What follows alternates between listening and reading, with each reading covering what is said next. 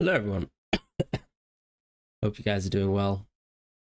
Probably not as bad as me, but planning to do a stream. I'm pretty sick, and yeah, um,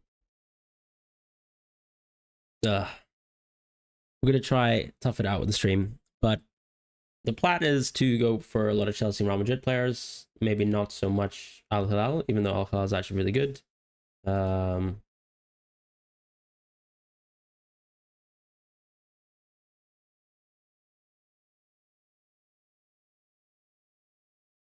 my plan is to take a -9, and I've already taken it. Um, so yeah, mostly because maybe I'm sick. Maybe I don't care as much anymore since we're almost at the end of this game. But I kind of felt like, I had some Dortmund players, like Dortmund defenders. Didn't really want them anyways. It probably actually makes sense for me to invest more in a result that might benefit myself. Chelsea do play next and Real Madrid play last, so probably benefit me if I just put Kukurea into the 11 for now. And I brought in Fede. Excuse me. I brought in Mbappe and Trent. So Mbappe is obviously a huge risk. I wouldn't necessarily recommend it to everyone, but I really do think Mbappe should be starting this game. I could end up being extremely wrong, but I kind of think that the way of travel for the minutes is actually that Mbappe should be starting and then maybe getting subbed off a little bit earlier in this match, depending on the game state versus Dortmund. As opposed to we play Fran Garcia, or not Fran Garcia, but Gonzalo Garcia again, and then have Mbappe come on as a sub, like in the Juve match. Some people disagree with me. Some people think Gonzalo is going to keep playing, and maybe that's the right play. But that's sort of my genuine take. I don't think Dembele necessarily will start, but I think part of it too is Enrique has always been quite cautious with bringing players back from injury. So I think there's enough doubt there that Dembele starts, personally. I think the situation is also quite different too, whereas, with Mbappe, it's more about a fitness thing in terms of his physical fitness, because he's coming back from something gastric, whereas maybe Dembele has something that's a bit more muscular, if that makes sense. And I think you kind of have to treat injuries slightly differently. Could be a grass take, could be wrong. But that's sort of just my general sentiment. Also, I'm going to be eating some ice cream as we go through the stream. So if you don't like it, who cares? It's a hot day. Maximum captainship this match day doesn't really make too much sense for me. I think we all have 4 captaincies to go with. Like if you think about it in terms of expected value, right? All the matches here are quite tough. I think, yes, you can probably make a mention that the semi-final games will be tougher. But in theory, I think if Chelsea were to go through, they'd have an easy match as well. Over the next 2 stages, you'll have 2 chances at a captaincy and then 1 chance at a captaincy. So I think it makes the most sense to use it in the semi-final or final. Here you have 4 chances of going for the best captaincy option. I wouldn't say there's a great captaincy option, PSG Bayern, but someone will haul. Unlikely, though, that you actually have the right person from that PSG and Bayern team, because not many of us, I think, are that deeply invested into PSG and Bayern. As far as Chelsea, I might get the wrong pick from that team. I kind of like the idea of going Kukurea in that match, just because Colwill, he can get the +2 from the scouting bonus, but I think Kukurea has actually been the most attacking player, generally speaking, for Chelsea, even though Reece James just got, 17, 19 points. And look, the chances of clean sheets are pretty good. I am planning to quadruple stack Chelsea defense. Cole Palmer, to be honest, I decided to go Fede Valverde over Cole Palmer. I just generally think that less people will go into Fede Valverde. And I kind of like betting against Palmer in this situation, where a lot of people I think above me in rank will probably own Cole Palmer and not Fede Valverde. So I didn't really see the need to bring in Cole, given that we're pretty close to a stage in the tournament where I think we should just be making decisions to maximize rank gain or loss from an EO perspective. My team is pretty much locked, yeah. unless something crazy happens and Marcos Leonardo doesn't start. But we'll see what happens. Fluminense defender, I think you might want to go Thiago Silva. Thiago Silva is sub 5%. Freitas, I think, is above 5% now. So, yeah, he's probably the one to go for. Couple other questions in chat. Valverde or Pedro Neto? Yeah, sad for Diogo. Look, honestly, I mean, that's absolutely terrible news. It's just, I don't know. There's not too much to say about it because it's extremely depressing and, yeah, I don't know. Reading all the posts yesterday from people who know him, you kind of get the feeling that he was actually a genuinely good person, because when people pass, it's, I guess you've got two ways of going about certain things. You can praise the person or you can praise the person's profession and how they performed in it. But you can kind of get the sense that everyone involved with the Diogo seemed to be extremely appreciative of having him, the person, in their lives. And so that makes it tougher, of course, with all the context around family as well. But yeah, that's unfortunately life sometimes, and it's a good reminder as well to, you know, take the absolute most of your life day to day, because you never know what will happen tomorrow. So my team is locked, yes. Neto should start. I think Neto's like, I am surprised because Neto's absolutely nailed somehow. Vinny is much more nailed than Mbappe. Mbappe is definitely a risk, and I'm going for the risk of going for Mbappe. So if you personally think, you know, you want to minimize the amount of risk involved in terms of minutes, then don't go Mbappe, because I think, yeah, there's definitely a risk that Garcia can start and Mbappe only comes on for 20-30 minutes. Any attacking Al Hilal player apart from Leonardo? Yeah, definitely. I mean, if you want to go for another, I mean, to be honest, we could find out that Hamdallah starts, so he's been added to the game. This is the Saudi Ronaldo 9, technically. In theory, he could start, but you can't actually probably see it on the stream. But yeah, Hamdallah is one of the strikers, right? So he's an interesting one for sure. But I don't think he'll start personally. I think you can go Malcolm and try consider him, because Malcolm is actually sub 5%. The only issue is, of course, his minutes aren't great and he's a forward, so that's not ideal. And then I think equally, Cano is actually a really good pick. But this is obviously not an Al Hilal player. This is a Fluminense player. I'm not sure if Arias is actually below 5% now. I think he might be higher. Exactly. So he's gone up, which kind of reduces, I think, his potential value. But Cano starting could be quite interesting. I'd probably go Leonardo over Garassi personally. Neto a doubt since he was close to Jota. I don't think that's... I mean, I don't know. I mean, I'm not going to talk about whether someone's ready or to play or not, but I think he'll play, because obviously, I mean, I don't know their mental state. Let's get some more ice cream in me. Oof. And the camera's cooked.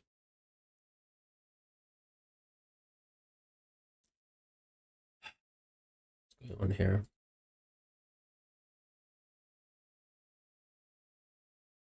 There we go.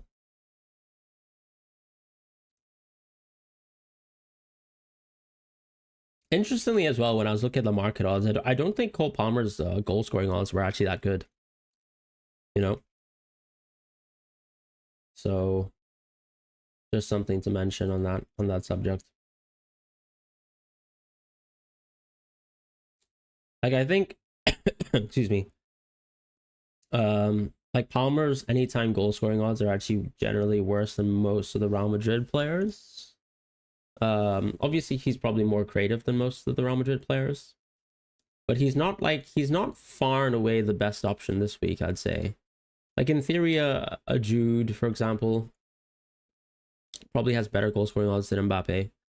And so does Vinny, but obviously Vinny is a forward in the game, so that makes things different. And then, you know, I'm taking a chance on Fede Valverde personally. Like, I think he's been so attacking. I think the change in system does benefit Fede Valverde, so I think that makes a difference. In terms of a wildcard team, this is a -9. Why Ruiz over Vitinha? Because Ruiz is below 5%. And unfortunately, I didn't get my chance to cook with Fabian Ruiz last game. The thumbnail needs to be changed. It has Matchday 4 instead of 5. Is that true? I'm sorry about that. Let me get that fixed. Did I put the wrong thumbnail on?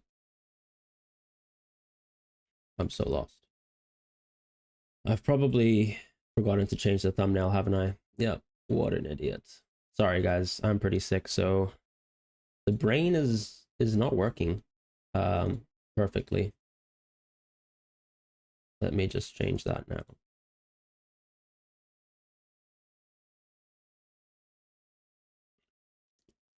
Who do you think will win the Club World Cup?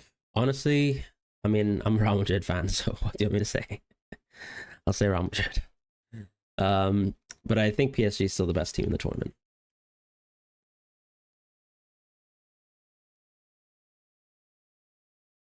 Henry, member to 39 months, which I appreciate so much. Fede for Ballon d'Or? Hey, why not? I mean, like the Fede that I'm watching right now is insane.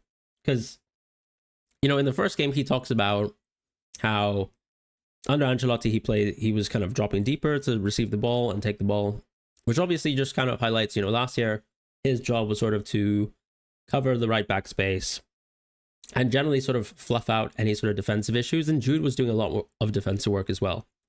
Now they're not really asked to do this, but they're actually playing pretty coherent football at the same time. People are sort of spacing correctly on the pitch, and Fede's just making a lot of runs into the box, to be honest, like more so than at any other point in his career.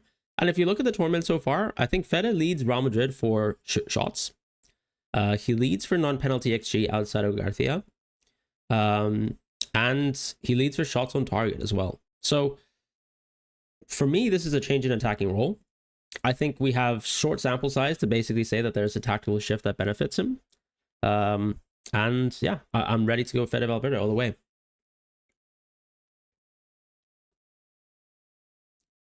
Palmer's a 12th man is more than sensible. But let's go back to the subject of the wild card, right? Excuse me.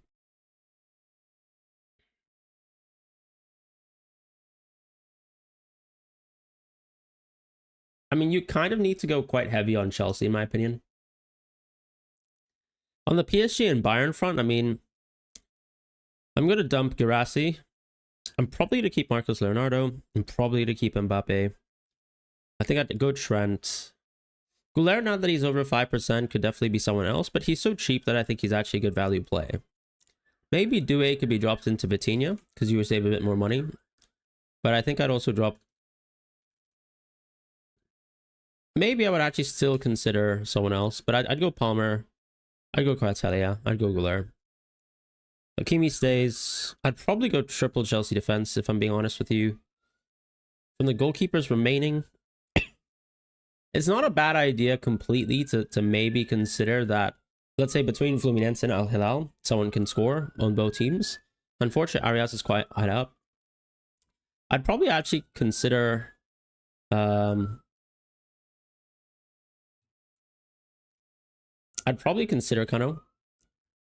Just because he's a sub 5 pick that has like a lot of value, to be honest.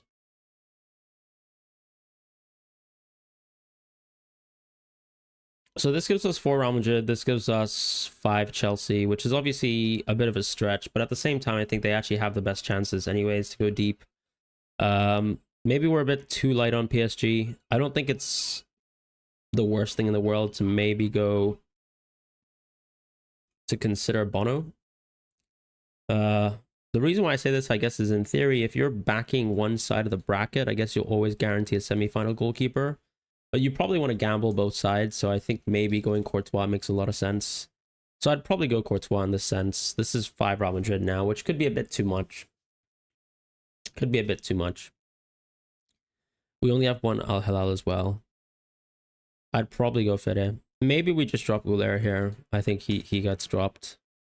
I think you go... Maybe you go Neto and consider dropping one of these players. I'd probably not have James. Maybe we have to go with someone like Renan Lodi. because he's sub 5%, and I think there's actually probably some value there in going for him over James. I think Kukureya's attacking threat is absolutely nuts.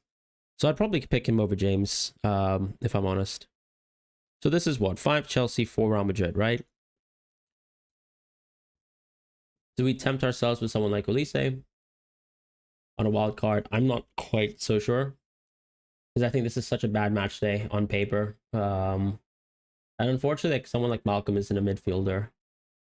So I guess it's not the craziest thing in the world to maybe go Galera, but I think maybe we go for another PSG player here.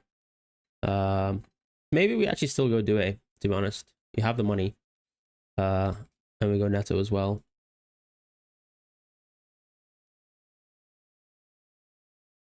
I'd feel quite happy with this draft structure, generally speaking. Because I think, what, triple PSG, like, obviously, like, if PSG lose, it's not the worst thing in the world. Obviously, if Chelsea loses, this draft is kind of cooked, but what can you do? You're trying to back teams that go through. I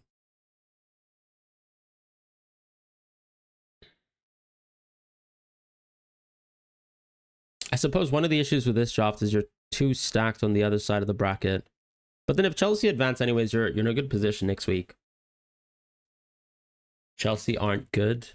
Who says that?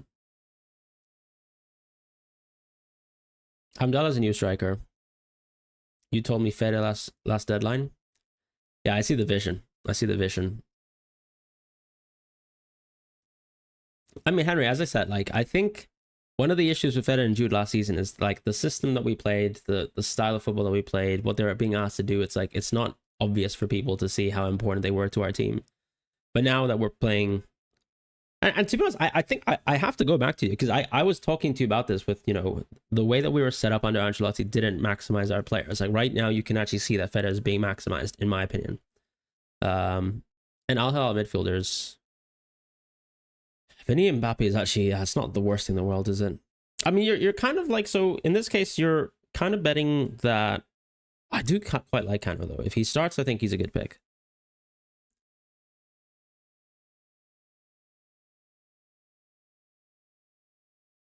I don't love Chelsea, but the reality is that side of the bracket is just bad. As in, it has the worst teams in it. Will Mbappe start? No, I think it's a risk to go Mbappe. Maybe you just go Vinicius as well, if you don't really care for it. It is the last game too, so you might not want to deal with that. Sorry.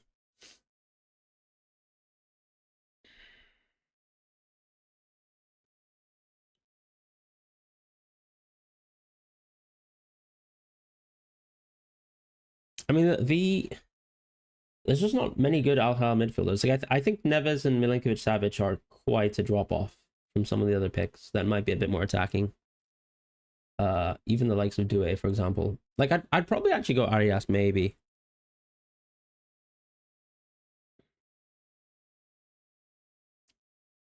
At the same time, we kind of have enough money for Olise. So there's nothing wrong with kind of like going Olise here, because what would happen if let's say, yeah, because I think PSG Bayern is actually one of the closer games, and I think Al Hilal Fluminense is one of the closer games. So you don't want to be like over invested in any of those two. And then hopefully, I think Real Madrid and Chelsea, who are the most favored teams to go through the next stage, will advance. And I think this is a pretty solid draft structure. You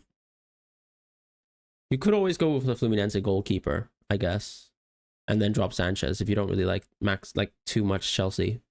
Like, that's one way that you can go about it for sure. Like, you can go Fabio, right?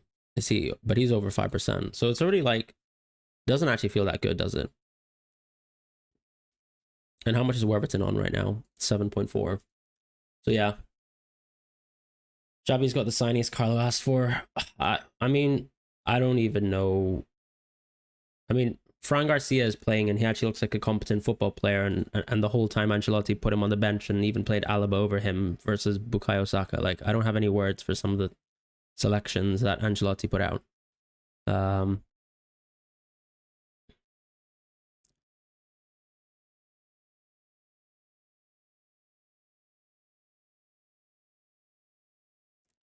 Why do you think Neto's not playing? Is that actually confirmed?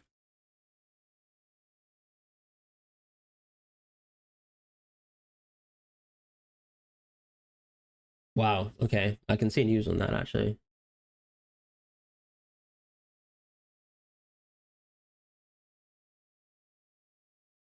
Obviously, with the terrible news that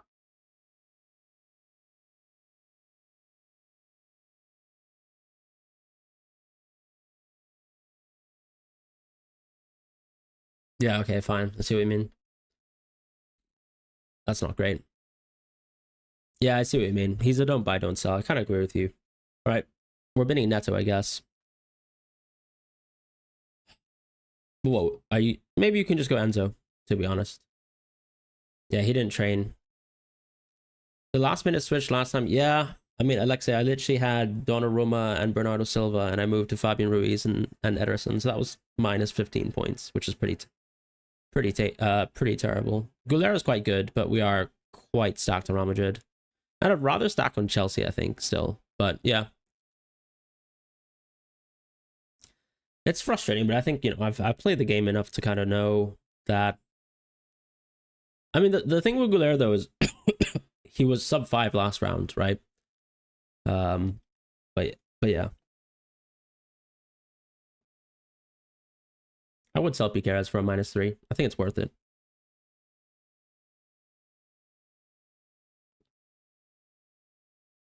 I actually sold Ben Sebaini for a -3 because I don't care about keeping Dortmund.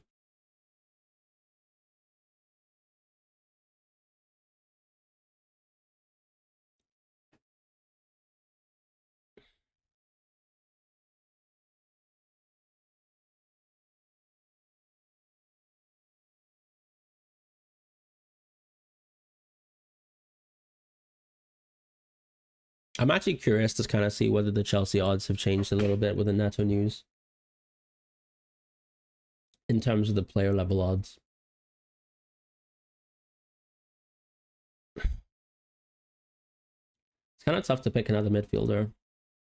I do think maybe Enzo might not be the one, but yeah, I'd probably be a bit pro Guler.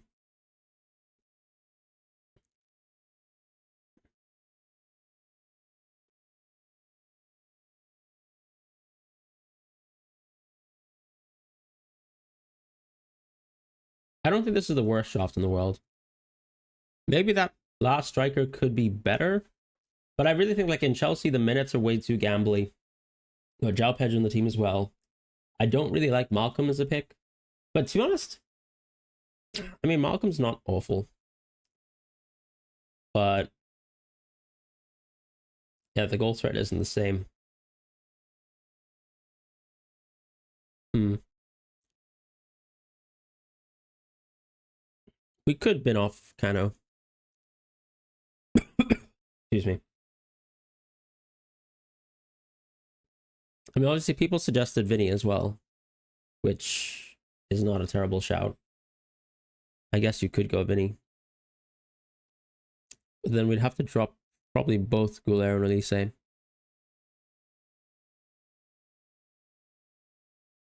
think I personally would still go with a cheaper forward. So I'm going to stick with the Cano. I'd stick with the Cano punt if I was wildcarding. Is there some? I mean, Elise's ownership's also so high. Like I don't particularly care about owning him, but he does seem just like a solid pick with really good minutes. So you can't really say that he's a bad pick. I think Arias is not too far behind though. Like if someone actually wants to go for him, because in theory, like if you go Arias Cano and you go Lodi Leonardo, like one team's gonna go through. You'll be quite safe in terms of the amount of transfers you have to kind of cover whatever happens out of that situation. And then I think not over investing into PSG makes sense because they actually have a really bad game on paper. Why not Reece James since he gets subbed? I mean, Reece James is perfectly fine. Vinny or Jude is. I'd probably go Vinny as my 12th man.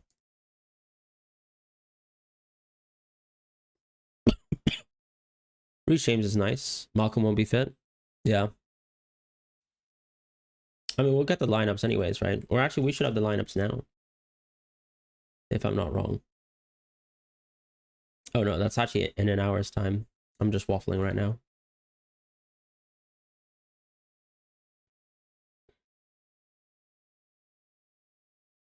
Is Neto worth it? Well, I mean, people are actually saying that Neto might not play.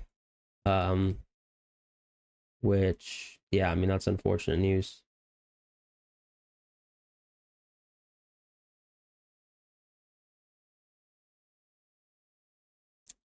And João Pedro's back in the game.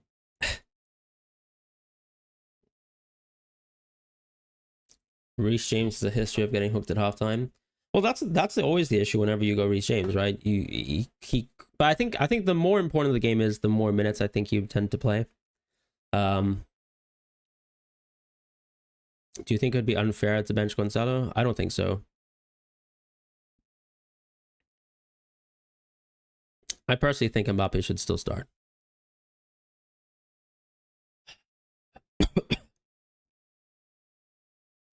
Gonzalo Ramos is, yeah, a pretty terrible player.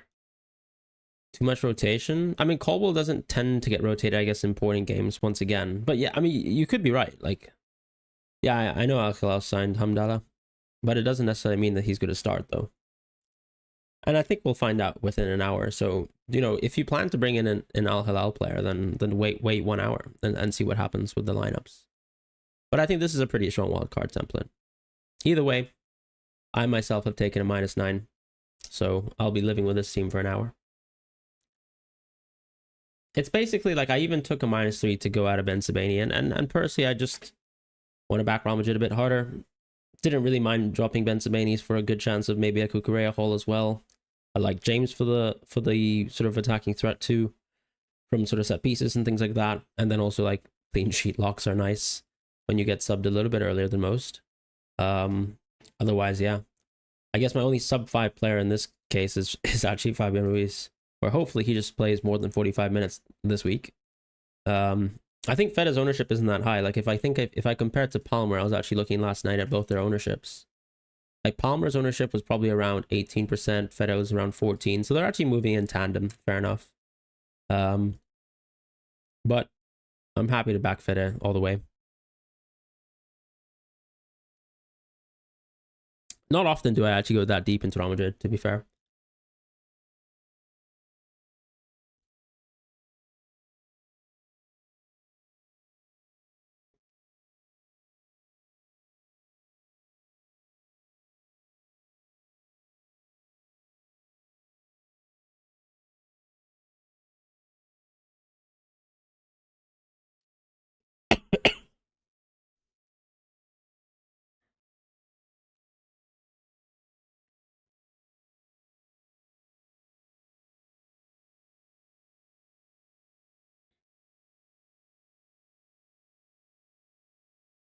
I'm just kind of looking at the goal scoring odds right now.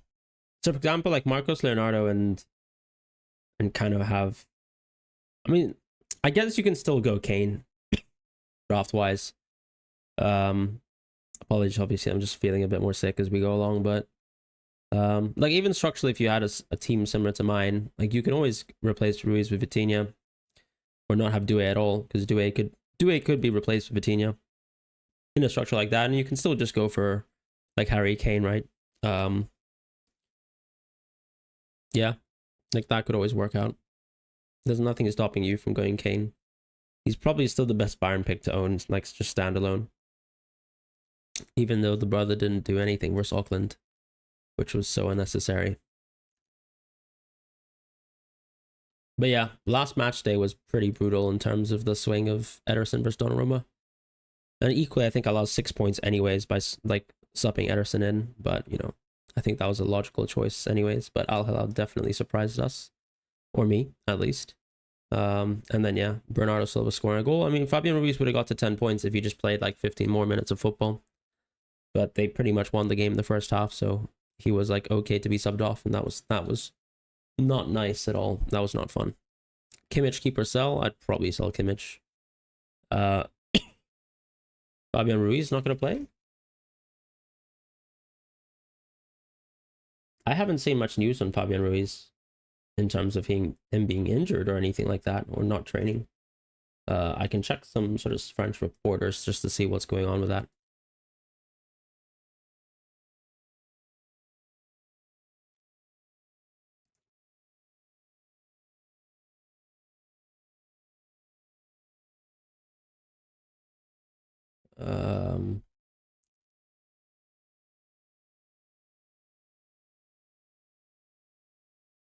Let's see if there's any Fabian Ruiz news. Wow, okay. He had a mild virus 2 days before the quarterfinal against Bayern. Interesting. Oh, but he was back in training today. I can see it. 1 hour ago, he was in training. So it seems like he missed out briefly, but he's back. And Le Parisien is also expecting for him to start.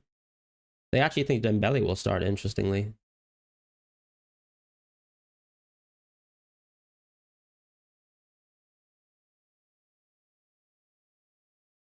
It's an interesting thing because I think, to be honest, is anybody here interested in gambling for Dembele?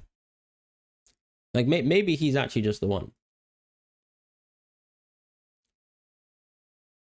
I never said Gonzalo Garcia is terrible. I said Gonzalo Ramos is terrible.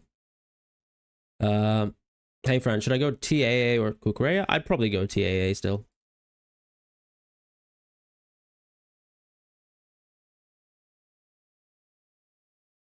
Yeah, but Fabian Ruiz is back in training and he's also still predicted to start from French newspapers. Goulart will definitely start. He'll definitely play like the usual 75 minutes he plays for us before he gets subbed for Modric. I wouldn't sell Neto if I own Neto, but I can equally see why people want to sell him. I think this is a pretty big game, so I think the chances of Dembele starting are actually generally quite high. I mean, he already kind of did the routine of, you know, coming off the bench and all.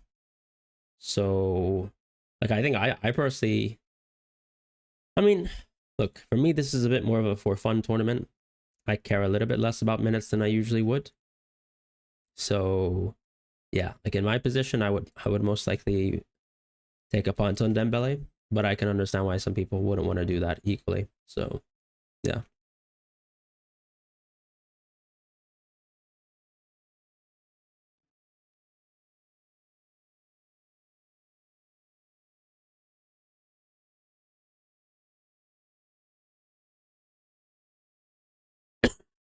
Excuse me.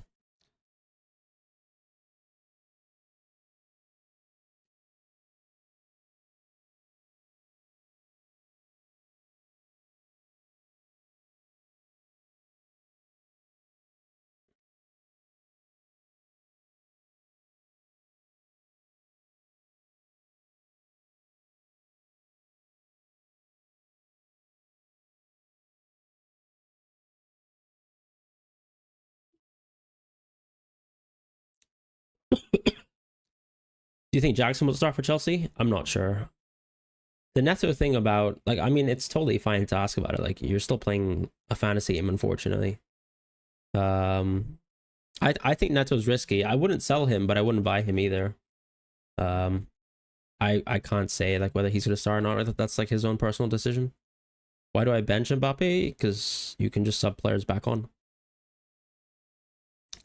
Cucurella is like insanely attacking for Chelsea. Like he's probably the one of the biggest attacking threats they actually have in open play right now. Opinion on best midfielder under 7.3. To be honest, I would just go Arda Güler. And if you don't like Arda Güler, I think Vitinha is not too bad either. But yeah, I would probably say Arda is the one that I would like. I guess Milinkovic-Savic is not too bad either. I mean, what's his ownership actually? Milinkovic-Savic. You know, Milinkovic-Savic could actually be the one. Genuinely, I'm being serious right now. Like he very well could be the one. He's got scouting bonus, pretty good expected assist potential. Yeah, maybe like Milinkovic-Savic is actually just straight up better. And I'd probably, yeah, I kind of like it.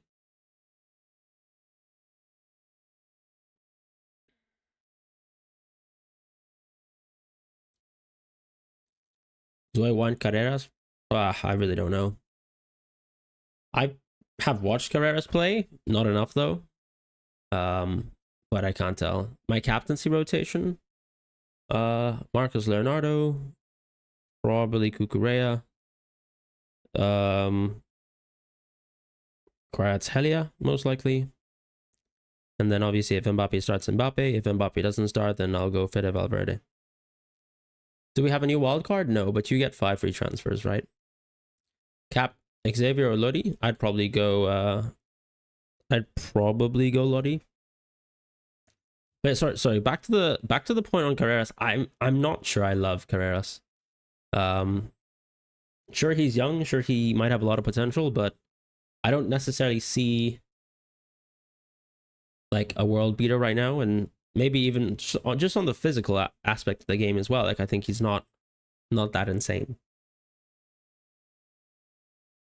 Cap, Leonardo, or Arias? I'd probably go Leonardo.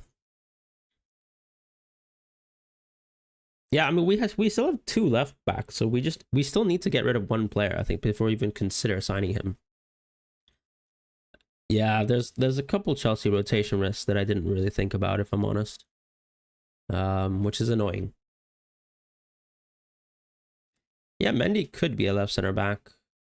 At the same time, I think one of the issues with Mendy is just like his distribution could be quite poor. I'm just trying to think, you know, him a little bit deeper than trying to pass out. I really don't know if he's the one. Like, I watch Mendy sometimes and I just generally think, like, this guy was so lucky Toni Kroos was around to just, like, if you watch Mendy for most of his years in Real Madrid, like, he would just, you know, move into, like, a sort of pocket high up in the field and then just lay off a pass to Kroos because he has no sort of genuine ounce of creativity or understanding of, like, progression. Not that that's a huge issue, right? He was absolutely immense in terms of his defense and the one-on-one defending at its peak. I mean, he's made some great saves as well for us, like literally on the goal line. I can't really complain too much, and he works hard. But yeah, for his injuries, for the lack of attacking threat, especially maybe in a system where you're asking a little bit more from your fullbacks, I don't really know if he's the one. Kane versus Mbappe, I think Kane's probably the better pick, just in terms of minutes and things like that. I know you like Mondi rather, but I mean, sorry, man. He's still at the end of the day a fullback who has like 1 assist a season, which is, I mean, like, it doesn't get worse than that. I'm sorry to say, you know, if you average like 1 assist per season and you're a Real Madrid defender, a fullback even, I mean, yeah. Which Chelsea defender would you remove if you had to? I'd probably remove James, if I'm honest. I kind of think I like Colwell sub 5. I think Cucurella, more often than not, is more attacking than James. So, yeah. I can't see Fran Garcia getting benched. It's not possible. The player had the opposite skill set of him in attacking versus defending. I don't think that's true at all.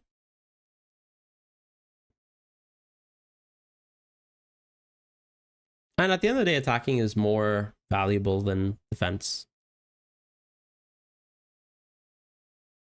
Like, most defenders still end up getting beaten by attackers. Fran Garcia has looked brilliant, but he's definitely not Grimaldo. Like, Grimaldo's super creative. You know, like, Grimaldo is probably, like, I'm actually trying to think about, is there a defender in the world who's more creative than him? Maybe it's Hakimi, to be honest. But I think Grimaldo might be, you know, 1 or 2 in terms of fullbacks in the world with more like expected assisted goals. Maybe he's the one, actually. Maybe he has the highest. Grimaldo has averaged something like 0.3 xAG for the last few seasons. How much is Hakimi on? Hakimi himself is on like 0.27, so not too far apart. And Hakimi, in my opinion, is the best fullback in the world. Yeah, Nuno Mendes was on 0.27 last season as well. Yeah, so Grimaldo is the most creative fullback in the world. Or was utilized as such. How much was Frimpong on in terms of XAG? Yeah, it's just 0.16. Because Frimpong's a little bit more of like a shooting edged player. Like, Fran Garcia is doing well right now, but I wouldn't say he's playing the same role necessarily as Grimaldo. But we kind of need, like, we almost have the inverse, in my opinion, of what's going on at Leverkusen. I would say Garcia doesn't compare to Frimpong from an attacking point of view right now, but he's like your physical defender who can run, has pace in behind, and generally, you know, cleans up a lot of actions. Yeah, Frimpong played a few times as right wing. But yeah, when you look at Frimpong's numbers, it's nothing close, right? Messi paid essentially for PSG so we wouldn't face Mundi. I mean, that's just nonsense. Di Maria scoring a late pen. Yeah, that late penalty absolutely ruined my weekend. I'm pretty sure I was in the shower enjoying a nice little bath, and then I just find out that Di Maria scores a pen. When will my wild card? I already used my wild card in the group stages. If you haven't wild carded already, I would probably wild card now. I can't see Gusto starting personally. Expected PSG XI against Bayern. Yeah, I saw that PSG XI, which I think is tempting me towards going Dembele and Bet365.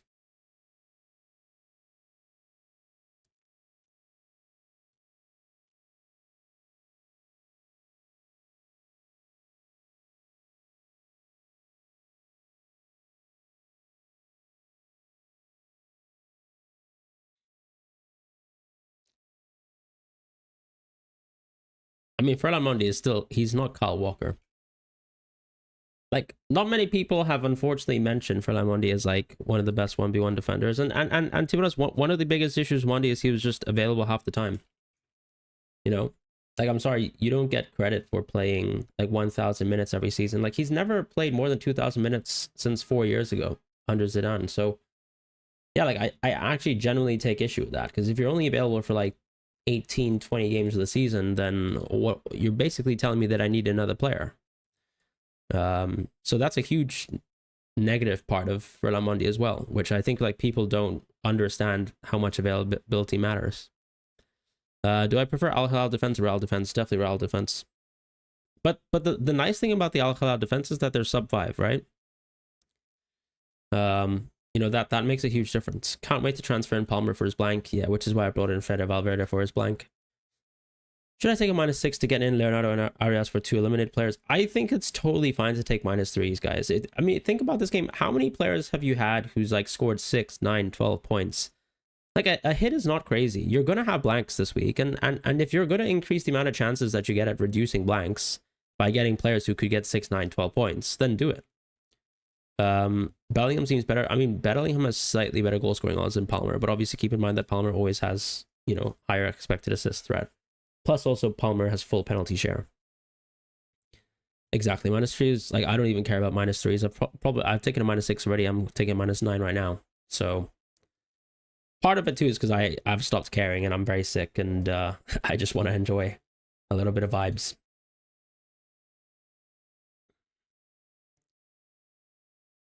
I mean, yeah, I think Dembele will be risked, personally. So that's a pretty good punt.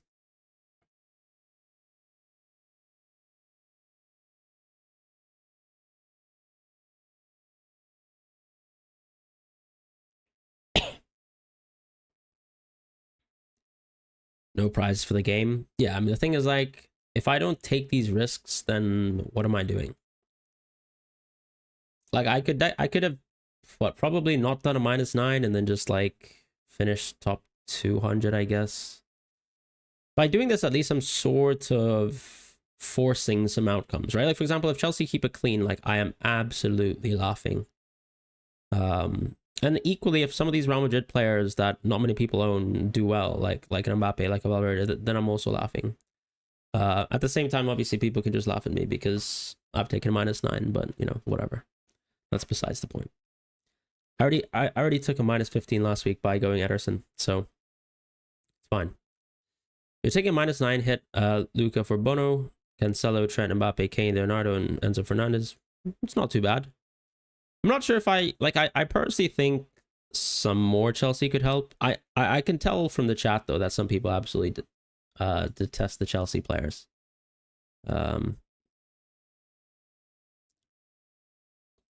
Aston Villa, Chelsea, Barcelona, Roma, Lyon are all fined by UEFA for breaching financial fair play regulations. Interesting.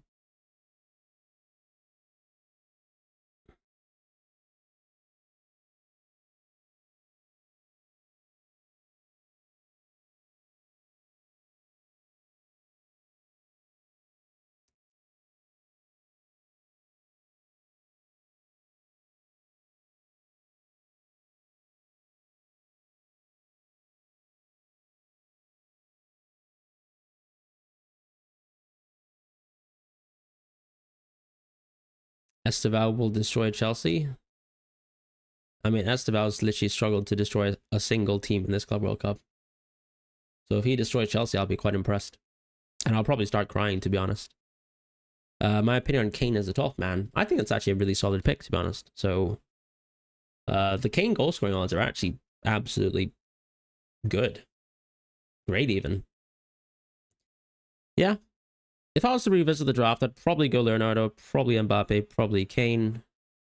Dembele's worth a risk, though, I suppose. I guess you can choose Mbappe or Dembele to be a risk, and then you can play on from there, right? Like, maybe you don't take Mbappe as the risk. Maybe you take Dembele as the risk, because his ownership's a little bit lower as well. I don't think he's necessarily much worse than Mbappe, especially if Mbappe has reduced minutes. It's -3 for Sanchez worth it if you have Donnarumma. I personally don't think it's worth it.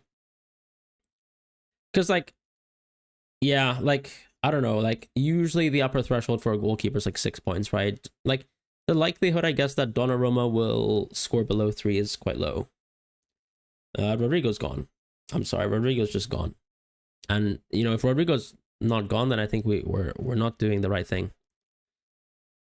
And, as you know, as I've always said, Rodrigo, I think, is the worst player out of the 3 that we have that can possibly play in attacking positions that are Mbappe and Vinny.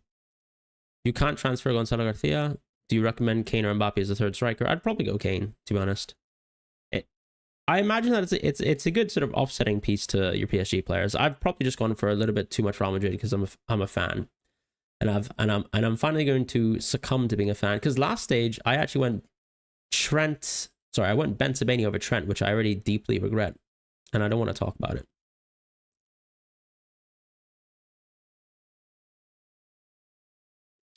Fluminense will go through today. Nothing wrong with backing Fluminense.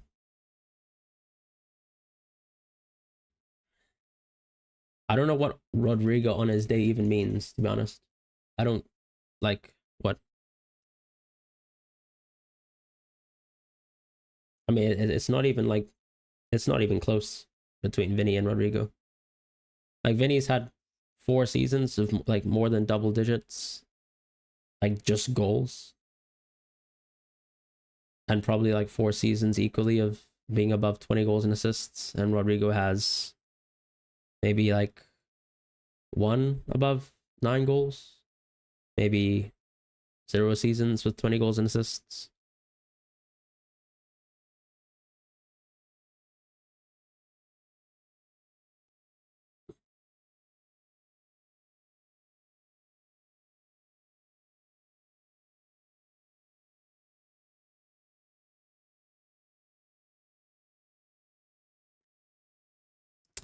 You're not worried Chelsea will concede 2 goals in reference to the 3-1 loss against Flamengo?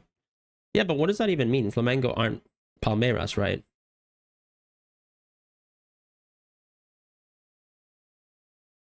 Yeah, Fluminense's defense has been pretty good, except for the moment where they conceded versus Ulsan HD and conceded 2 goals. And I actually owned Fluminense quite a fair bit this tournament, right? I own Fluminense here. So I have Samuel Xavier and Fabio. Here I own Fabio and Samuel Xavier again. I don't think they're a bad team by any means. I just think it's still reasonable to back like Al Hilal as well, if you want to. I just wouldn't overinvest into Al Hilal. Like, I don't think I'd have more than 2 players. And equally, as I said, within a potential wildcard, I could easily have a Fluminense player.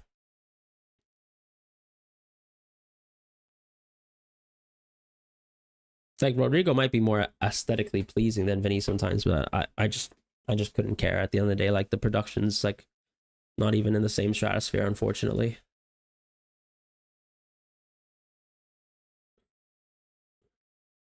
Especially the creativity piece as well. Like, Vinny has always been a much better creator than Rodrigo, which I think is like something that people completely miss as well, as a part of his game. Yeah, Chelsea defense has been very strong. I mean, the game versus Flamengo is a bit different. Like, honestly, Flamengo are so much better than Palmeiras in terms of how we see the strengths. Like, Flamengo, I think, as I was trying to say, like, last week, I think Flamengo are like, you know, with 20 goal deficit in I'm sorry, honestly, the tonsillitis is getting to me. But they had 20 goal deficit within their own league. Palmeiras are like with 4. Even looking at expected goal deficit as well, I think Flamengo were something like plus 12. Palmeiras something like plus 5. So there's a bit of a gap there, definitely, in terms of expected goal deficit per 90. Like, we're basically saying that I think Palmeiras is probably the second best team in Brazil, but they are still far, far, far short as an average sort of performing team compared to Flamengo. And then when I kind of take it to Chelsea, I mean, like, Chelsea's general baseline's been really good. I think also the team that Chelsea fielded, to be honest, versus Flamengo was a little bit weaker. If I remember, I think there was a bit of rotation there. I could be wrong. But I seem to remember, I think like maybe Lavia didn't start. Maybe James didn't start. Or James playing midfield, I think.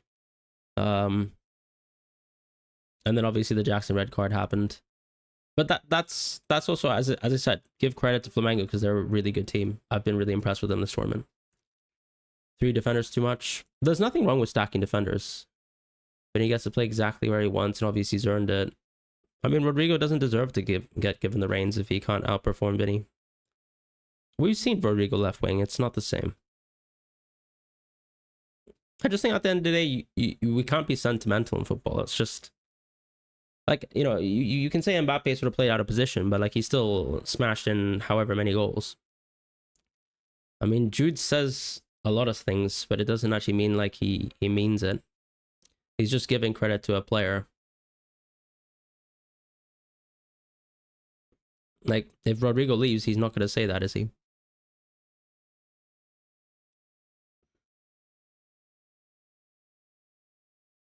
He'd probably say that about like Arda right now or something. About how technically gifted Arda might be.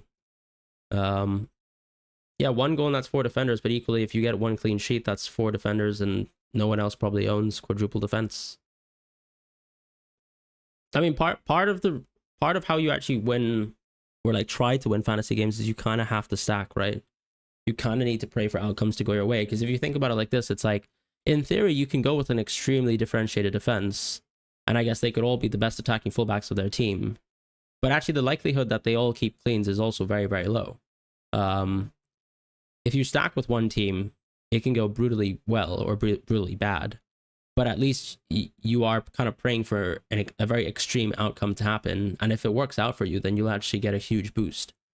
So I actually think it's quite, like, because we're so deep into the tournament, I kind of have to go all in is sort of the general topic here. I mean, Brahim was always going to be a bench player, so I mean he'll just continue to be a bench player. A little off topic, but in FPL game week 5 to 12 rotation for 4.5 million defenders from Everton was excellent. You have Kukurea, Poro.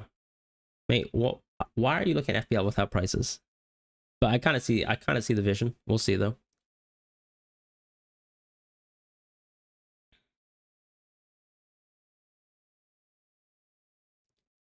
But yeah.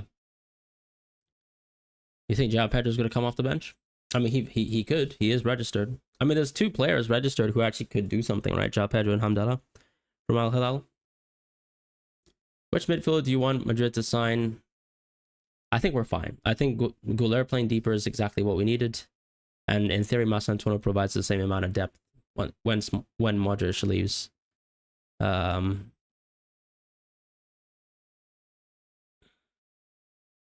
We never do January signings, to be honest.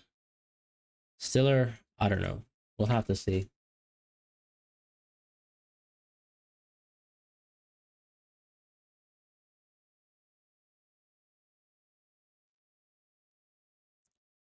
Maybe I'll be upset tomorrow. Don't do that to me. Stick to Benzabani and Stanisic or remove them from -6. I've moved Benzabani from -3. I don't think that's necessarily a good play, but I think that's fine. I mean, yeah, the true redemption, like, if you actually look at our team right now, right, if we're going to play a 3, like, if we're going to play a back 3 and Chua is going to be part of the back 3, then we're fine. We look great right now. Tchouameni is playing great. Like, I think arguably our worst center back right now is Rudiger. You know, that could be a hot take. But in a back 3, like, Howson is, like, I've been screaming that Howson's world class for a long time now. So I'm very happy that we own him. Like, he's just so good at progressing the play. We needed people like that who can actually progress from the back Watching Rudiger left center back is abysmal. It is abysmal. It's so hard to watch. Housen is so comfortable on the ball, and he can pass so well. Do I want any more signings? Yeah, I want to sign Nuno Mendes. I want to sign Hakimi. I want to sign Vitinha as well. Nah, I'm kidding. But yeah, I personally don't think there's anyone that I want to sign particularly that's reasonable. I mean, Arsenal also released Tomiyasu. Not that Tomiyasu is comparable to Vallejo. He's a much better player. Vallejo is just a legend of the game. Of course, Palmeiras and Fluminense defenders under 5. So for Palmeiras, I think I'm not sure if Guy is sub 5. So you've got Guy at sub 5, which I think is a great pick. I think you can go Silva as well, who's sub 5 and a good pick. And then I think Guga as well. Actually, Guga's not going to play, is he? I don't think there's any rotations for Fluminense. So yeah, I'd probably go Thiago Silva or Guy, the right back from Palmeiras.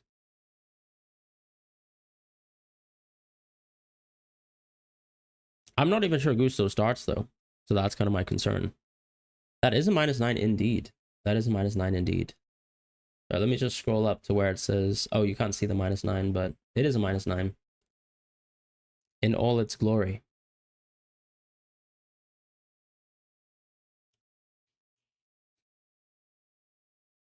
Colwell is still under 5, that's correct.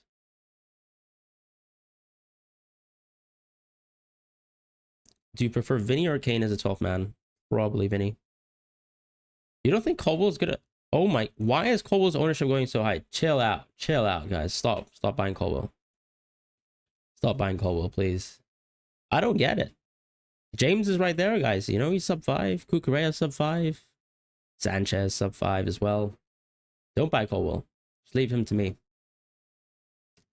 You'll never forget the market headline when we signed him the next year. Was that the headline for Housen? I don't love Colwell, to be fair. Didn't I choose Hall over Colwell at some point in the FPL season? I'm not in love with Colwell. I don't love him that much. I have celebrated a goal though. Oh, it was the headline for Vallejo. Oh, right. My goodness. Yeah. What a player he was, wasn't he? Gosh. I remember when we did sub him on to kind of close out the game versus Man City, and I thought, oh, he actually looks pretty good for like a 2-minute cameo. Yeah, he was terrible. Have I used my wild card? Yeah, I used it in the group stage. You've 0 bench, doesn't matter. I personally think taking hits for the bench is totally fine, but if you don't want to, that's fine as well. I just think that if you think about this game, the chances that you taking hits for players that will actually maybe produce a return, like for example, in theory, I've taken a -9, right? But it's very possible that I still bring in a player who can literally score 12 points by himself. And just by virtue of having that one player, I'm probably up on what my previous team was going to do. Because I think it's very likely that I carry a blanker if I don't take hits. So, yeah. I would personally take hits. Is Bellingham going to play? Bellingham's going to play. He's not suspended. Dembele and Lodi or Cucurella and Doué. I'd probably go Cucurella. I just think it's safer for the minutes. And then also, like, I don't know. Like, Dembele is generally quite a big risk. If you wanna go maximum vibes though, I mean, just go Dembele.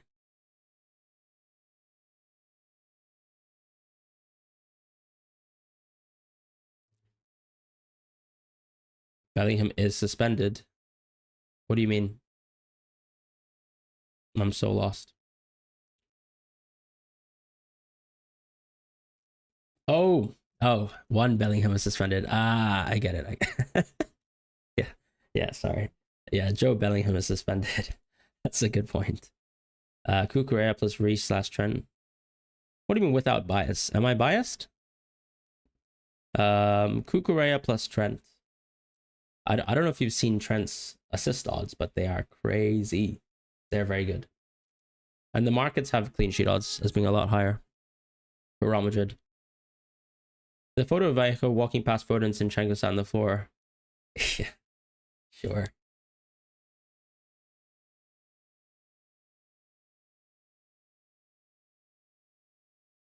Yo, let me take a photo of my team.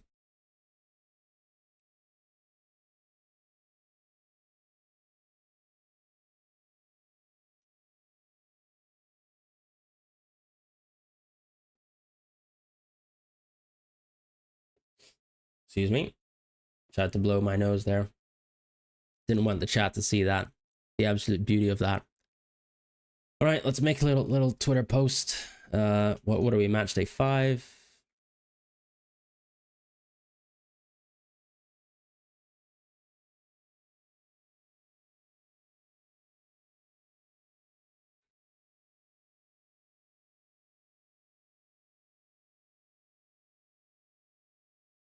All right, we're going from -9.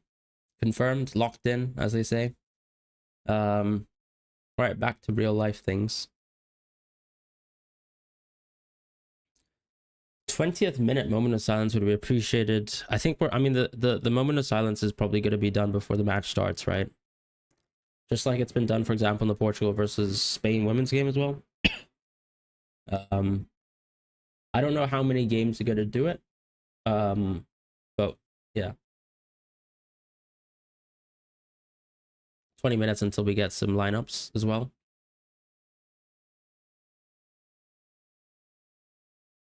So remember, we'll probably get lineups in a few moments, but then everyone has to make their transfers quite quickly, right?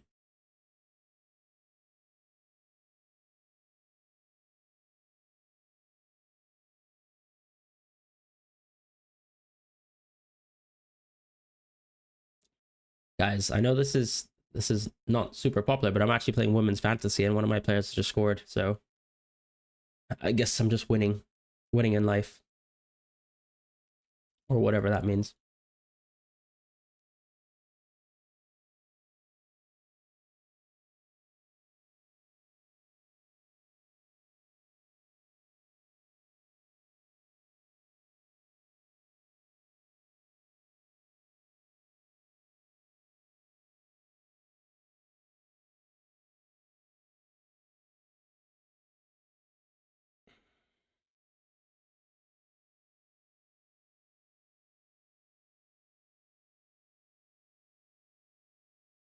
You're sad Olga left. What do you mean by Olga left? Oh, you mean Real Madrid? Yeah. Sorry, I tend to just think about the team, but I mean, I guess for her career, we weren't doing too hot as a club. But yeah, I mean, she's a massive player, right? I mean, we weren't actually too far apart, like from like, you know, setting some standards, I would say, for the women's team. Like 8 points behind that Barca Feminine team is pretty impressive. Anyways, back to the subject. Can we change the 12-man after deadline? Nope, absolutely not. Oh, I don't think you can. I don't think so. You got to get that right. Valverde, Bellingham, the market odds, the betting odds will definitely back Bellingham, but honestly, my eyes and some of the stats, very small sample size for this tournament so far, tell me Valverde is the one, but I could end up being wrong anyways, right? Backline is Hakimi, Stanisic, and Trent. Should I get a Chelsea defender from -4? Honestly, it's a -3, first of all. And second of all, I would probably consider Stanisic out, but it's up to you. 12-man chip, Kane, Mbappe, or Delap. I think Delap's a pretty awful pick. Like, you've got 2 strikers now who can cover his minutes. I'd probably go Kane. I think he's the safest pick that kind of guarantees you minutes, because Mbappe could still, at the very end of the day, not start. What differentials would you pick of if you were chasing rank? I think if you're chasing rank, you honestly need to decide a team where you want to stack the defense and then hope for the best outcome for that defense. In terms of the sub-5 defenses, like, I think Fluminense is right there. Henry, take care. I'll see you soon. Enjoy the Real Madrid game tomorrow.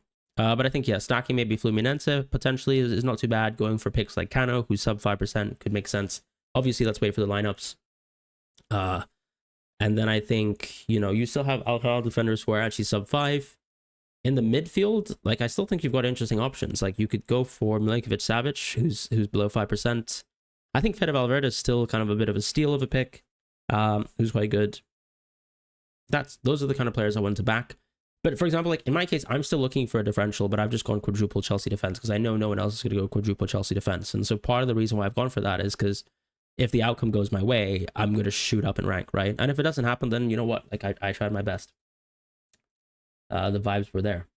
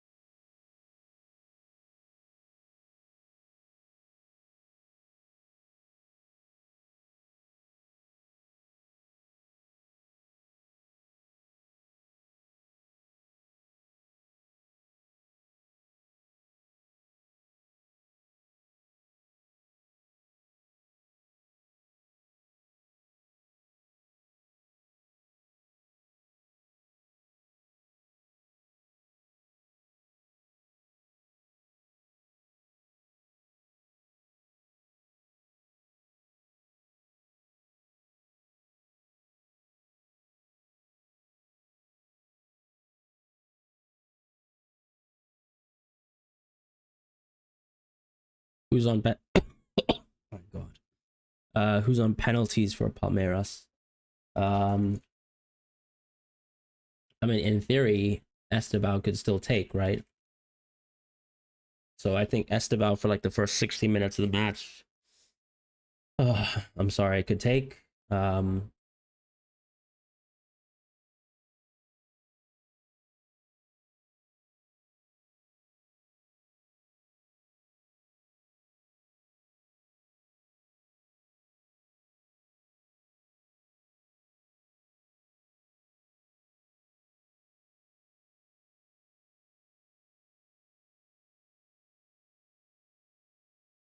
The problem is like their previous penalty taker doesn't even play much football anymore. So I'm just trying to think about like what the order would be. I think I think Rocket could still take, to be honest.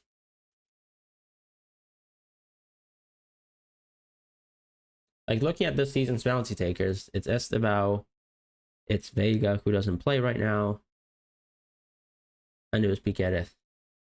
And then Lopez scored 1-2.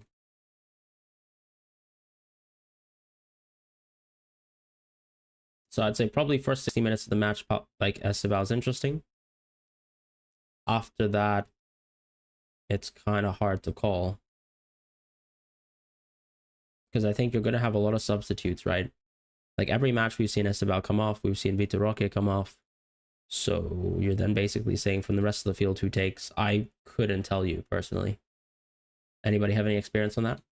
Or understanding of who might take? Do I like Liam Delap? I don't think so. I think his minutes are too reduced to be that great of a pick. Like there's no guarantee that Liam Delap starts, in my opinion. And then yeah, you've got João Pedro and Jackson sort of ability to take his minutes away. Kane or Mbappe, I think Kane's a safer pick. But then I guess if you go Mbappe, you kind of cover both options. It's not the best way to approach it though. I'd probably go Kane. Just the safer pick, as I said. I think Milinkovic Savic is a great pick. I don't think Goretzka's a good pick at all because I just think it's such a tough match. And yeah, sure, you know, in a pretty tough match last time out, he scored a screamer, but the chances that Goretzka does something I think is much lower than Milinkovic Savic. I would prefer Milinkovic Savic over Enzo for sure. So yeah, he's the pick that I would go with. I think he's really strong. Lodi or Cancelo, I'd probably go Lodi just for the sub 5 piece. Triple Chelsea. I mean, I've got quadruple Chelsea defense, so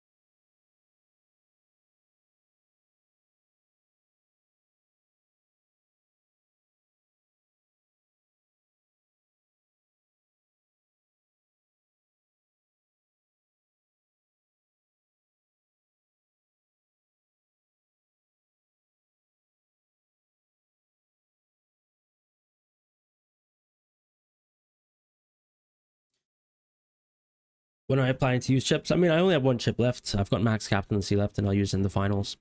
What do you think of Goretzka and Milinkovic Savage? Sorry, I answered that question already, didn't I?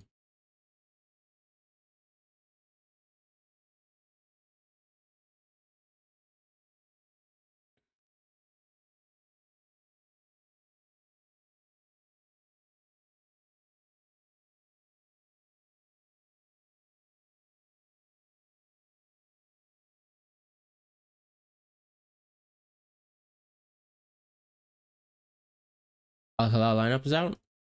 Let's have a look. Let's have a look.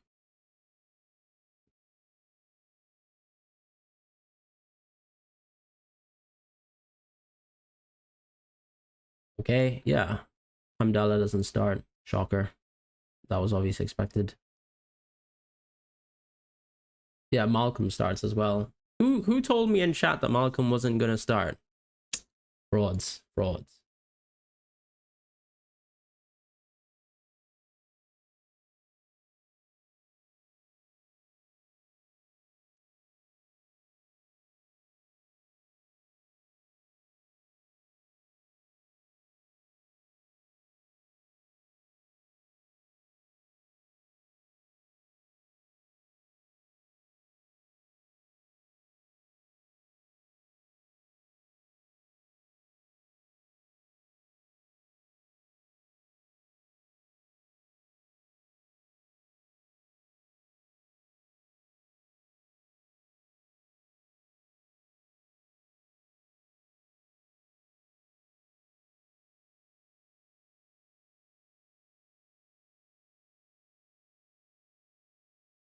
I need to cook the guy who told me Hamdallah's gonna start. For starters.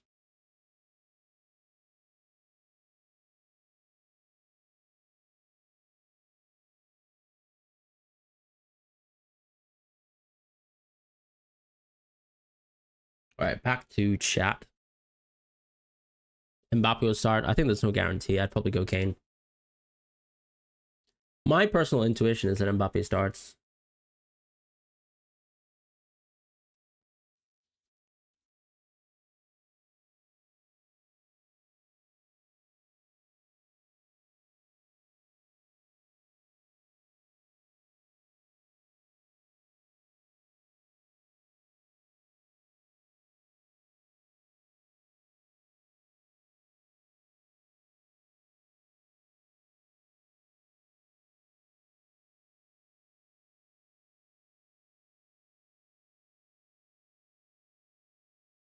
Mbappe will start. As I said, there's no guarantees. I probably wouldn't bank on it. I've just gone for it because I kind of want to back Real Madrid at this point.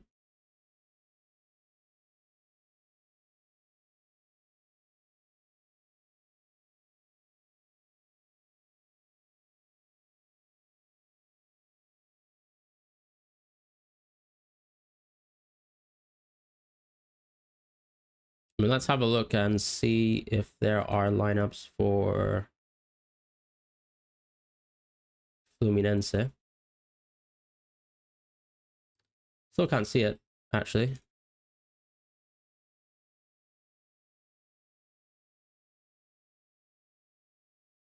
Yeah, we'll have to find out what happens.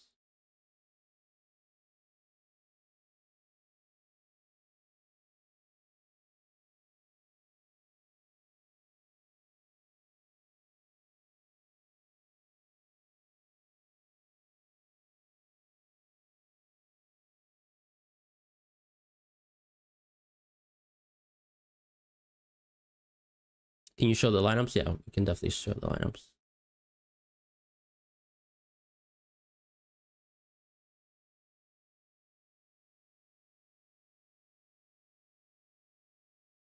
That's the Al Hilal lineup.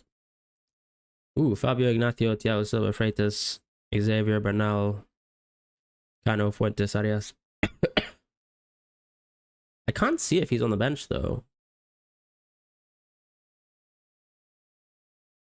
Yeah, he's not even on the bench, right? Or I don't see him on the bench.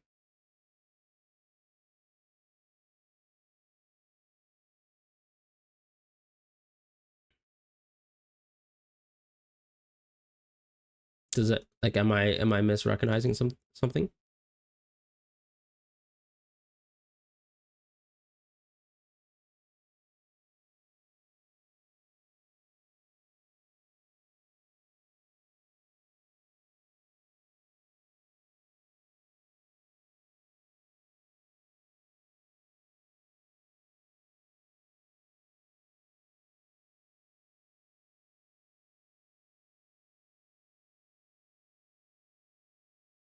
But yeah, from the Fluminense side, I think that means Cano is actually a really good punt for sure.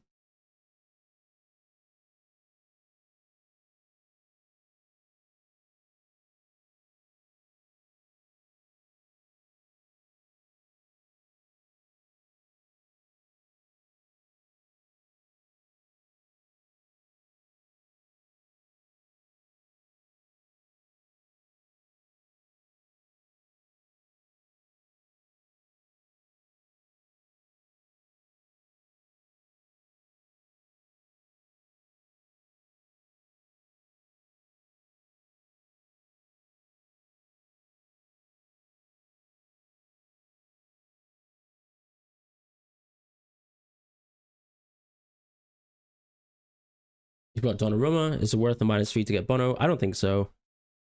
Two bites of the cherry, sort of, but then it's like, honestly, how disparate are goalkeeper outcomes going to be? I just tend to think that it's not really worth it for a goalkeeper, that is.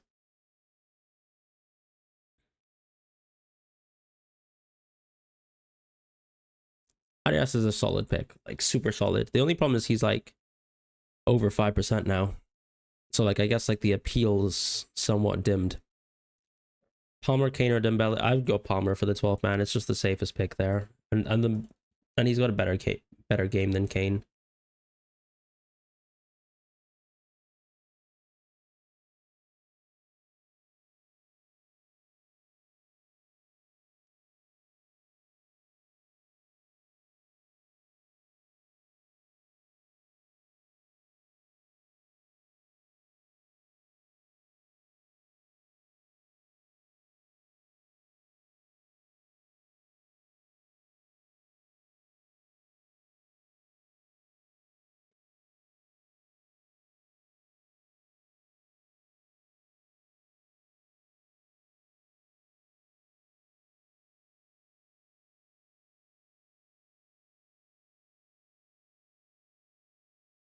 Aldosario wasn't on the bench, not that I could see.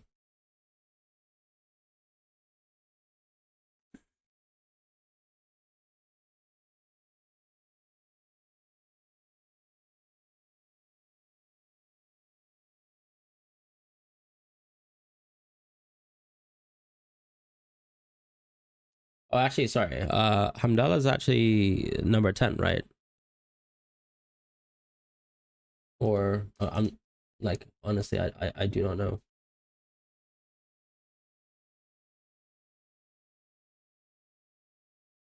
Just a word on Finalizing Al Hilal. Win. All right, generally don't know. Thank you, Rohit. I appreciate that.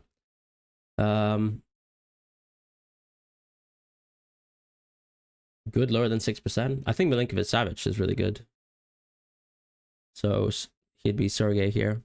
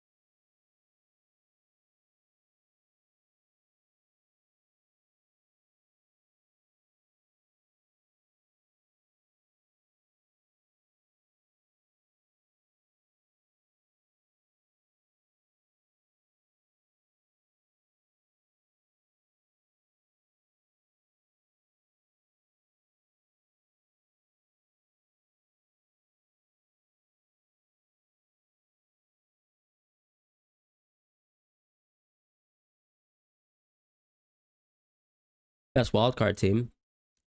I mean, Badia Shield wasn't he holding crutches versus Benfica? I mean, if you're chasing rank, I think I suggest backing one defense so you can kind of stack the outcomes in your favor. That's a good differential because no one's gonna go like multiple X of a defense, right? Like some sub 5 picks that I really like. I think Milinkovic Savage is a good pick. Cano from Fluminense is a good pick. Probably not going too deep into PSG Bayern makes sense. And the same thing with Fluminense Al Hilal. Probably get more Real Madrid players and more Chelsea players. And I think that's really a really strong wild card. Do I prefer Trent or Huijsen? Huijsen or yeah, I would definitely go just Trent. I think Trent makes sense.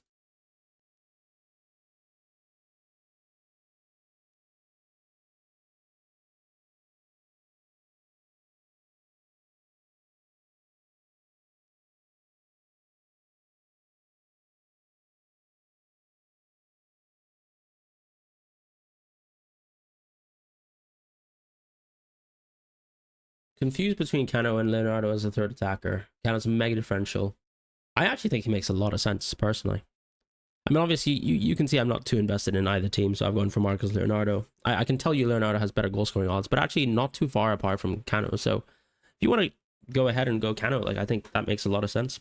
He's sub 5%. Svensson to Fran Garcia worth -3? Potentially, I think so. Give suggestions for a 12th man. Probably Palmer, maybe someone like Kane. Just the most guaranteed amount of points available. At the same time, you can go for another Real Madrid pick as well. Like maybe someone that you think is nailed, like a Bellingham, like a Valverde. Minimum captaincy points. It's hard to say at this stage. I'd probably still say like around 9 points is a good minimum. But you know, like we only have 4 options, 4 bites at the apple. So, you know, if you don't get it over your first 2, then you might have to settle for 7. You might have to settle for 6. It's really hard to say.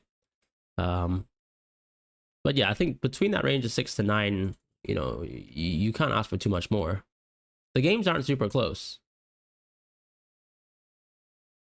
I mean, sorry, the games are super close. So, yeah.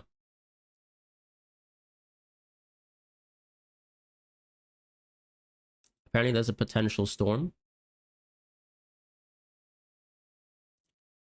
But that could just sort of delay the match a little bit. Which, you know, that could be quite huge, right? Like, if for example, let's say the game gets delayed, like, Cano could play extra minutes. You know, more minutes than he would usually in a 90-minute match. So I actually think that's kind of a bit of a pro for Cano, if I'm honest. Any chance Badia Shield starts? I think it's a tough one to call. I think he wasn't fit after he came off versus Benfica, so I can't really see him starting, personally. But I'm happy to be wrong. Is it right to use the 12th man now or in the semis? I would use the 12th man now because the game between, let's say, like PSG and Real Madrid is going to be super tough. Or even Bayern versus Real Madrid or equally, you know, versus Dortmund. So that's going to be quite a tough game. The Chelsea game's a bit nicer, but I think you kind of have 2 bites of the apple here anyways. With like, or not 2 bites of the apple, but like in theory, you have better games here. Like, for example, a Real Madrid 12th is nice. Like, an additional Chelsea player here is nice. I mean, the lineup's already out. So what do you mean by you think Hamdallah will play? He's not starting. So what do you mean by that? You mean he's coming off the bench?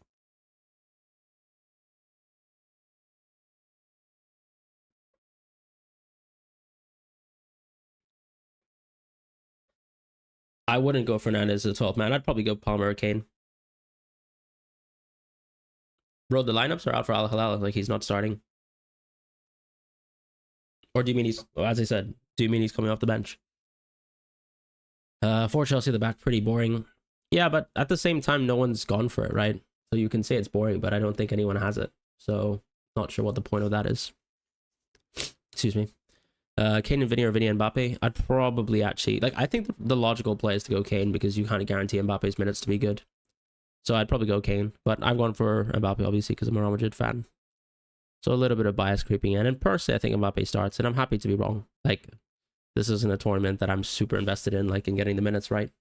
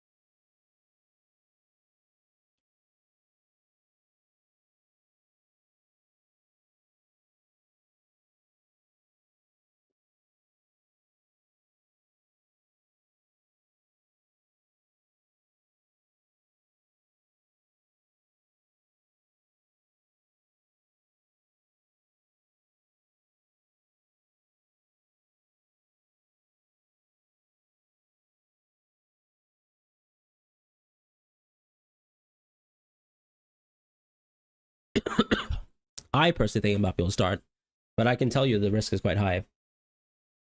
I mean, Twisted is working. That's exactly what it is, right? If you go for like, if I was trying to explain this in terms of like a betting sense, like most people will generically go for different defenders, right? So the outcomes will be quite disparate. If I go all in on one defense, then this is my best route to almost maximizing a certain outcome, right? Because it's like if they unanimously get a clean sheet, then I'm in the best position possible. And right now, like I'm what, 300 in the world. So I know that if I kind of go generically for the best picks, like if I have, let's say, Lodi, so I'm invested into Al Hilal defense. Let's say I kept Ben Sebaini, so I didn't take that -3 out of him. I'd keep Dortmund defense. I guess like the outcomes can be quite average, but I'm just trying to maximize for a situation where either I go all in and it works out, or I go all in and it doesn't work out, right? So in terms of like rank maximization at this point, with the kind of rank that I have, it's sort of the best punt that I think is available for me this stage, while I still have a reasonably okay rank, if that makes sense. So that's kind of the logic of that play. Dembele is predicted to start by Le Parisien, but I think it's not a guarantee, because I've seen, for example, L'Equipe lineups, I've seen Parisien predicted lineups, and they've been wrong in the past. Mbappe or Leonardo, I'd probably go Leonardo for safer minutes, but I think, like, honestly, I'm risking Mbappe. Reece should play at center mid since Lavia and Caicedo won't play. Doesn't mean Gusto plays right back. That's actually a good point. I didn't think about that. Do you think Andre Santos will finally play football? I guess Dewsbury Hall's going to play, right? Yeah, you're probably right, actually. Gusto could play right back for sure. That's quite significant. Valverde, Gulera, Bellingham. I think Bellingham's the safest sort of logical market pick. But yeah.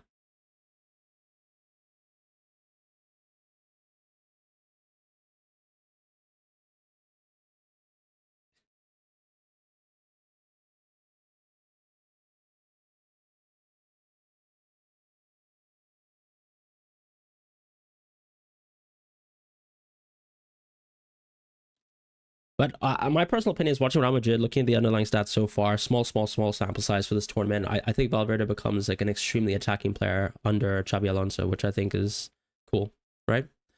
You went Houston and Silva for 2 below headers. I mean, why not? I think Thiago Silva is a great pick for a sub 5, personally. No Chelsea or Al Hilal. That's a pretty big punt either way, like obviously going no Chelsea is a huge punt. Going Chelsea, I think going full on Chelsea is also a big punt.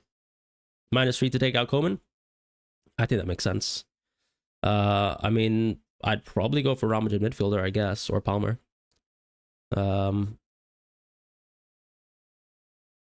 Should I captain Delap or Cucurella? I'd probably go Cucurella personally, because I don't think Delap's minutes are going to be particularly amazing.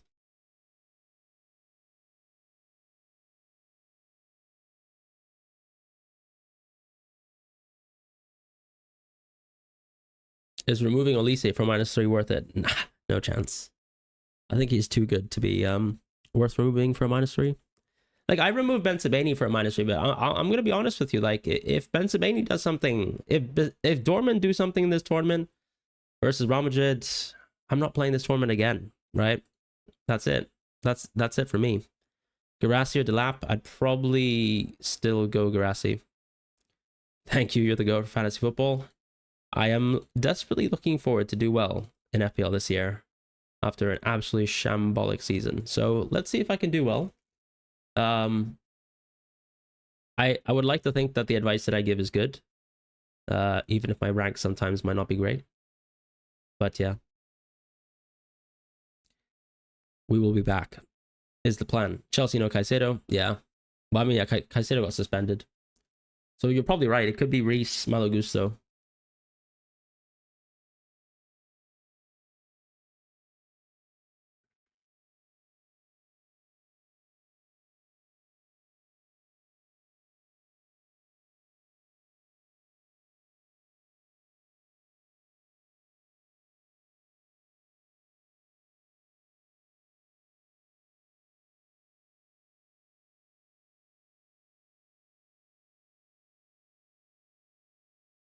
-12 taken. Why did you decide quadruple Chelsea?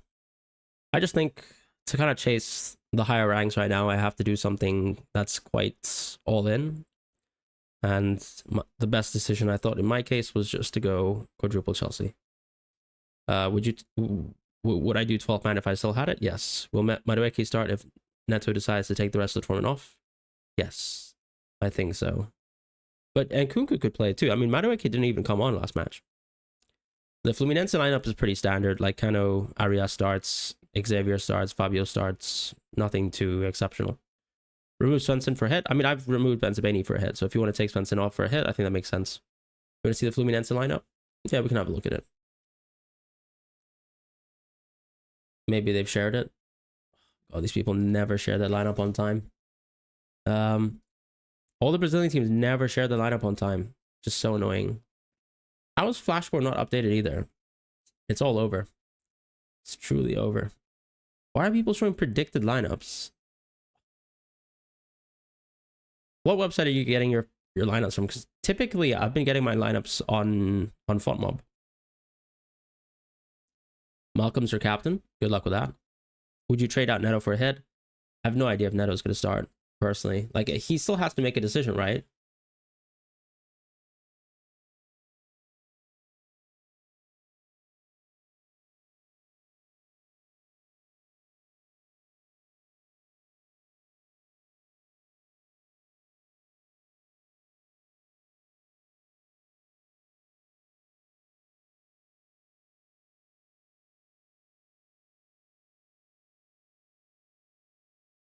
Or a content creator I am. Palmer, Bellingham, 12 man. I'd probably still go Palmer.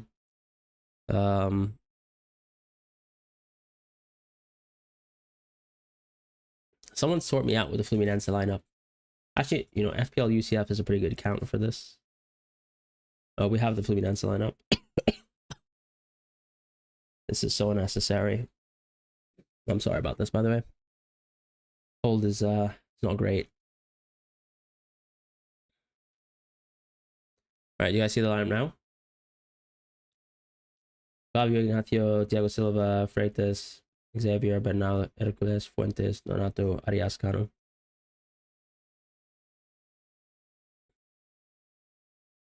So yeah, Cano's a great pick. Arias is a good pick. Thiago Silva's a great pick as well. That's pretty much it for me.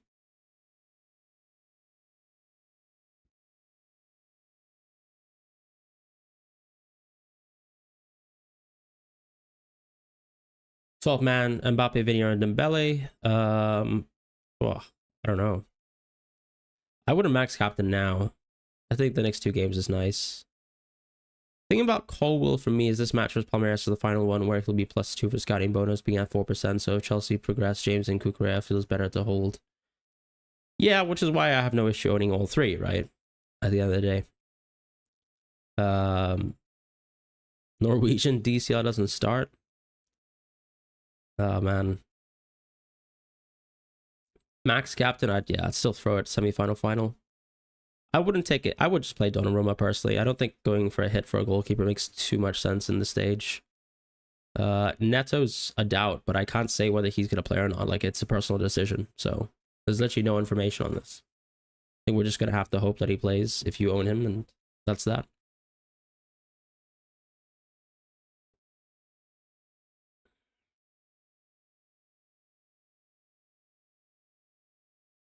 How much is Colwell's ownership now? Let's just refresh the page. Still 4%. Good. Don't get any higher. I need Fabian Ruiz to score an absolute screamer, because I don't see myself getting too many points. Should I do Ederson to Sanchez for a hit? The other GK I have is Kobel. Yeah, in that case, I'd probably do it. The reason why I said don't do it for Donnarumma is because like his chances of actually going through are still higher than, let's say, Kobel's by quite a significant margin. So, yeah. What if Bayern beats PSG? Of course, that's a huge problem, but it's like you kind of have to play with the odds, right? A little bit. Like, PSG's favored to win, so, you know, you take your chances. And at the end of the day, if Bayern beats PSG, you're just gonna have to you have to make another goalkeeper transfer anyways eventually. But in the next stage, you don't have to do it for a -3. Like, for example, Bayern could still beat PSG, Donnarumma could still score 3 points, you know. So it's not the worst thing in the world to actually just have Donnarumma for this stage. You can just maybe, and you'll have more free transfers next stage, so you can improve. Do I prefer Sanchez to Bono because of the possible next round? Yeah, I do. Generally speaking, I think Sanchez has, like, I mean, this isn't just me. It's like a lot of the models are pretty pro Chelsea going through to the final. And I think like a significant piece of it too is like, we know the couple key Palmeiras players are suspended. Like Figueres is a huge player for them. Like when I was watching him versus Botafogo, like he was probably their biggest attacking threat in terms of creativity. Yeah, Bono's a monster. Generally, Bono was a monster in the City game as well, just in terms of saves, not even penalty saves. You think Madrid Dortmund will go to extra time with a score of 0-0, but at the end of the day, if you go extra time, like someone will still probably score in extra time, right? This game goes all the way to extra time and plus. But I doubt it, honestly. I don't think Dortmund's a good defense at all, and I'd be pretty shocked if Real Madrid didn't score. Equally, I think if Dortmund were to score, it wouldn't surprise me. I'll look a lot stronger than Chelsea to me.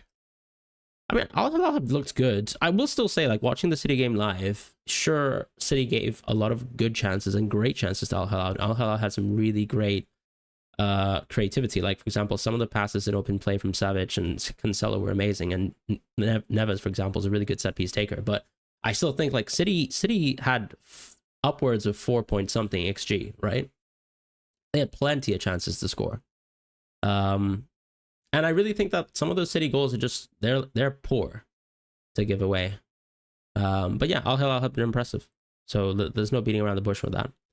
Mayulu, I think, is a terrible pick at this moment in time. I think a fit Barcola, which he is now, is going to play more minutes than Mayulu. I think Dembele is going to come back and play more minutes, regardless of whether he starts or comes off the bench. So yeah, Mayulu's kind of destroyed as a pick. I just can't see him playing good minutes. Like, he can come off the bench potentially in extra time or something like that. But, I don't even necessarily expect him to feature within regular time. Because if Dembele starts, then Barcola's on the bench, and Barcola is most likely going to be the first sub. Kvaratskhelia most likely could go extra time. Mayulu could come in maybe like worst case 85 minutes type sort of situation if Doué is like absolutely gassed. But yeah, I just can't see him playing really good minutes. I know he's sub 5, but you might as well pick someone who's like Milinkovic Savic, who's going to actually play and start, and already is confirmed. Yeah, I mean, like, I think emotionally a lot of people think Gonzalo Garcia is going to start, but I still just generally think Xabi Alonso is going to go with an Mbappe start. I could be wrong, and I'm happy to be wrong, but yeah, that's my personal opinion. I think even just listening to the post-match press conference that he gave on the pitch, not the press conference, but just obviously a post-match interview on the pitch. Like, I think the interview was just asking, Gonzalo Garcia must start next match, right? And Xabi Alonso's response was basically, well, we'll see, because Mbappe is going to be a few more days in training. He's going to be more fit. So we'll see. And I think that was, for me, quite telling of Mbappe should start. That's my personal opinion. I could be wrong. I like, it's a new manager for me. I'm not used to sort of reading what Xabi Alonso says and then what he does in comparison to that, because we have some other players on the pitch, for example, who are drastically different, or managers, sorry, who are drastically different in terms of how they sort of act and say things. So yeah, we'll find out. Sorry, I think my brain is slightly melting, if I'm being completely honest. Oh, the deadline's here. We've taken a nice little -9. What's my rank after a -9? It should refresh soon. That's probably going to send me to like 1,000 in the world, if I'm honest, but I don't really care at this point. Let's go. And then in the women's Euro fantasy front, I have a lady who scored a goal, so I'm happy about that today. I'll take that.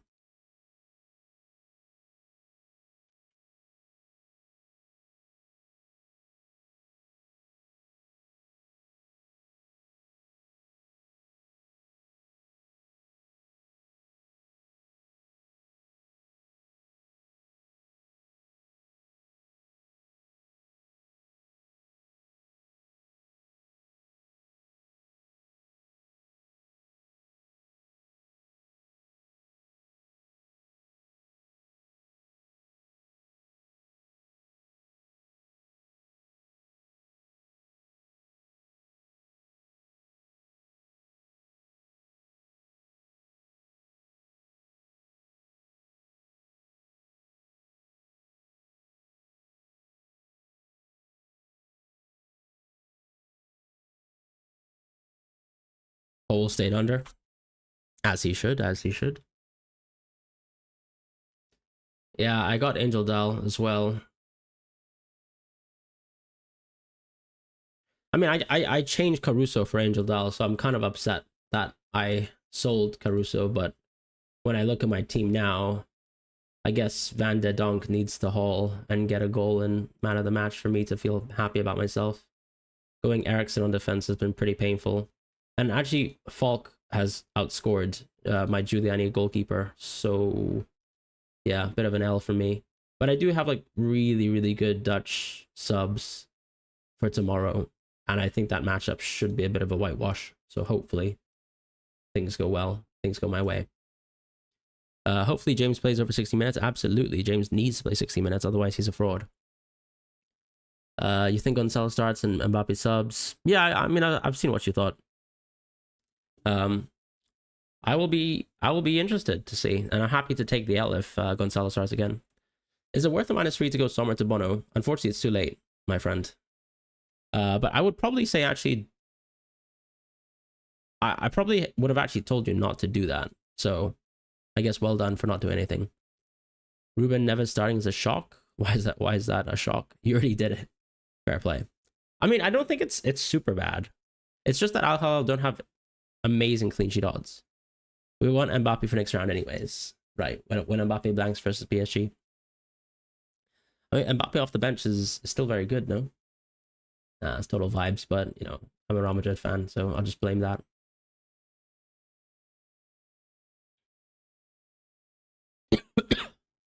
I am, yeah.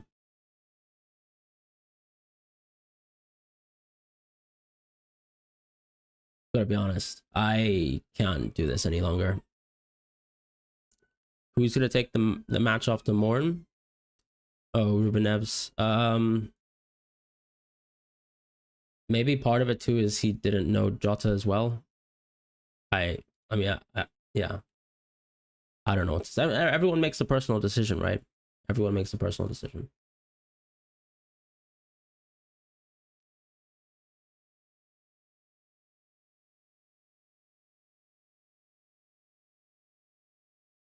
I'm absolutely playing for a Blues clean sheet, so let's see. But yeah, I'm gonna take some time off. I'll see you guys soon, and take care. Enjoy the stage of the tournament.